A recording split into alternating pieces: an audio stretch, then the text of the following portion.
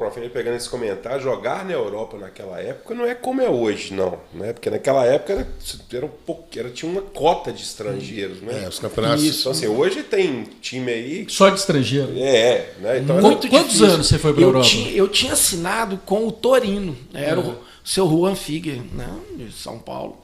Aí o seu Juan conseguiu me dobrar, né, assim, eu ia para o Torino, eu e o Miller. Aí ele falou, porque aí o português, o Jorge Gonçalves, era o presidente do Sporting, queria me levar de todo jeito, sabe? Aí o seu Juan falou, no Sporting você vai disputar título, é um time grande, diferente do Torino, que vai subir um ano, cair um ano, subir um ano, cair um ano. Só que o futebol italiano na época era o auge, né? E o português tinha menos valor. Mas aí, depois que você vai, que é um negócio assim, né? Time grande da Europa, é bem diferente. O Sporting já era tudo avião fretado, que aqui não tinha, só andava de primeira classe, assim. O jogador português tinha uma coisa diferente do jogador brasileiro. Aí depois agora igualou e ficou tudo muito bom, né? Mas na época a gente viu uma diferença. Aqui era mais avacalhado. Era, né? E assim, não, olhava pouco para o jogador, para o atleta. Por exemplo, se a gente fosse jogar em Fortaleza, era capaz, pegava um voo aqui 5 horas da manhã, chegava 10 horas da noite. Viajava o Brasil inteiro para chegar em Fortaleza, voo comercial, e achava que que ainda era bom para o jogador, né? Achava que o jogador não cansava, é muito difícil.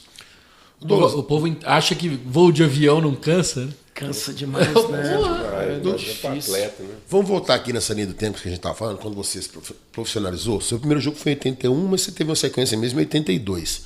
Essa é uma época que a torcida chama de os tempos de Jacinto, Bendelac, Tobi, um tempo que até então tinha sido um dos piores times do Cruzeiro. 2020, 2021 vieram para mudar esse paradigma, mas aí quando você chegou, o Cruzeiro voltou a ganhar clássicos, tem muito disso aí, dessa identificação da torcida com você, que você jogava muito bem contra o Atlético, era brincadeira, às vezes você tinha feito uma partida mais ou menos contra o Valério na quarta-feira, mas chegava no clássico, você sempre era o melhor em campo, sempre tinha essa identificação do torcedor dentro de campo. Como é que foi isso? Você chegar nessa fase que o Cruzeiro ficou ali 6 anos perdendo o título para o Atlético, com um time tecnicamente fraco, sem condições de grandes contratações, e quando você chegou com jogadores, como você já citou, Eduardo, Edu, Eugênio, que aí o time começou a ganhar título, ganhou 84, 87, e retomou esse caminho de conquistas que o Cruzeiro sempre teve na história. Quando eu tive a primeira oportunidade, foi Cruzeiro e Valério, o Procópio me chamou, e aí me deu a oportunidade. Ele falou, sempre quando eu trago uma pessoa do Júnior, eu gosto de colocar para jogar, nem que seja um pouco, eu acho que é uma recompensa e tal. Eu fiquei feliz demais e tal. Eu nem tinha 18 anos ainda quando eu joguei o primeiro jogo profissional. Aí depois eu fui com o Seu e o Strick, né? E aí foi tendo oportunidade todo mundo. Eu fui o último, porque com essas contratações, o Cruzeiro tinha Toninho, né? Tinha Geraldo, que veio na troca do Nelinho, né? O Nelinho foi para o Atlético, o Geraldo veio, um volante, veio também. E parece que nesse mês um não renovou o contrato, o outro teve um problema. E aí eu tive a oportunidade, o Strick, ele não ia para campo se ele não tivesse um volante no banco. Tinha que ter um lateral, um volante, um goleiro, ele tinha isso como regra. Ele não levava um time que não tivesse um volante. E eu nunca era chamado, até assustei a hora que eu olhei e falei, você está convocado para ir para Juiz de Fora. O Cruzeiro ia jogar contra o Tupi, e depois ia jogar em Poços de Caldas e já ia para uma excursão à Europa. E eu nem passaporte eu não tinha ainda. Eu era reserva de treino. Isso aí não... E todo mundo estranhava, porque na base eu já tinha, assim... Posso falar para vocês aqui, não é... Eu era considerado um dos melhores da base. Todo mundo elogiava. Tinha até crônica do Roberto Drummond sobre... Que ele acompanhava a base. E tal, um negócio Tinha bacana. preliminar no Mineirão antes dos jogos, todo mundo Tinha via, preliminar. né? Por isso que aí ele fazia. Tem umas crônicas bacanas que ele fez a meu respeito e tal. E aí eu fui, nesse dia, no banco. O Geraldo foi jogar. E tinha muita força aqui. Um comentarista chamava Oswaldo Faria. Todo mundo lembrava da Rádio Tatiana. Claro. E aí, primeiro tempo 0-0, né? Aí começou o segundo tempo em Juiz de Fora. Olha para você ver como que era, eu estava sem chuteira. O Tupi fez 1-0, eu sabia que eu não ia achar, eu sabia que eu não ia entrar. Estava lá sentado fazendo um número, né? Vamos dizer assim. Aí o Geraldo errou uma bola, errou 2 bolas, e o Strick falou... como é que ele chamava o preparador físico? Foi treinador, tá no Sul agora, ficou muito meu amigo. Eurizinarra? Não. E ele virou treinador depois. Ficava com o Strick. Depois nós vamos lembrar que ele a gente vai ter condição de lembrar. Ele falou, Rui Guimarães. Falou, Rui, aquece o Douglas. Aí, um minuto, ele falou assim, menino, não precisa de aquecer, não, bora. Aí eu entrei. Calça chuteira, pô. E nem instrução ele me deu, assim, fazia, eu não sabe. Ele já estava com tanta raiva do Geraldo, que aí ele mandou eu entrar. E aí, eu faço uma tabela lá, sofro uma falta, o Tostão 2, empatou o jogo, mas no final eu fiz outra jogada, o Edson Ratinho, que veio do Botafogo, fez 2-1.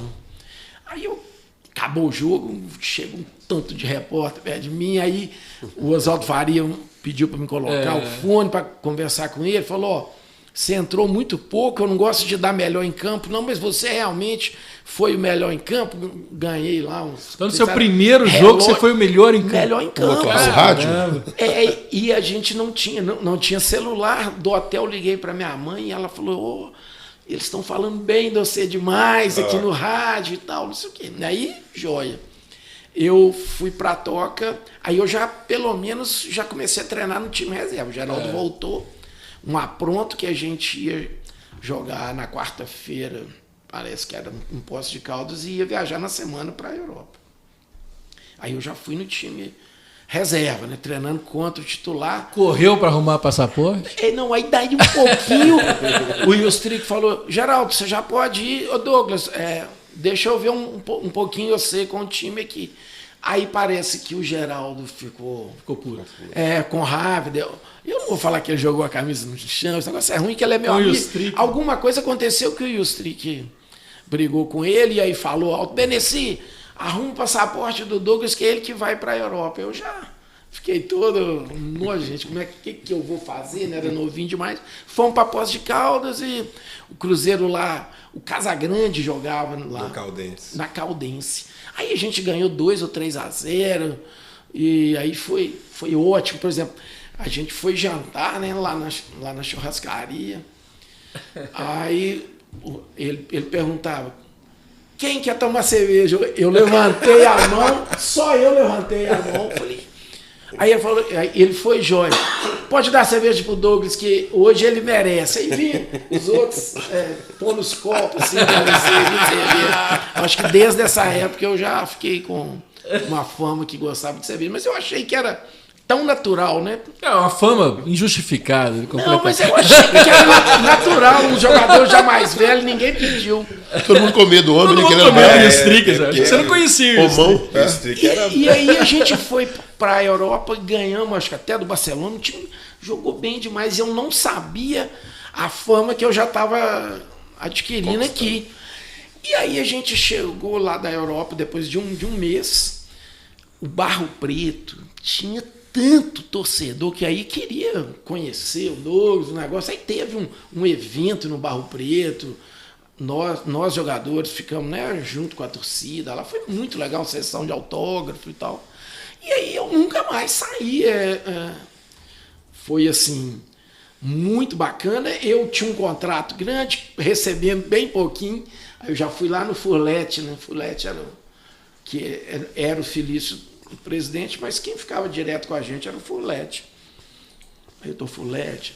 tô precisando, já tô jogando, tô precisando de ganhar mais um pouquinho e tal. E ele falou, ó, nada justifica eu aumentar você aqui, porque não aconteceu de você estar jogando, mas a gente costuma aumentar o pessoal assim, fora do contrato, só quando assim, convocado para seleção, alguma coisa assim.